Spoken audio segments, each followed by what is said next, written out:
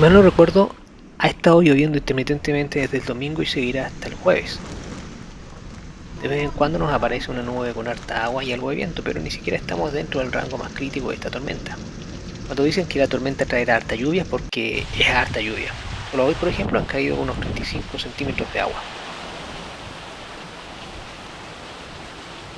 El único problema es que con tanta lluvia se nos inunda el patio. Pero en realidad no es tanto el problema. Los niños parece que ya se están acostumbrando.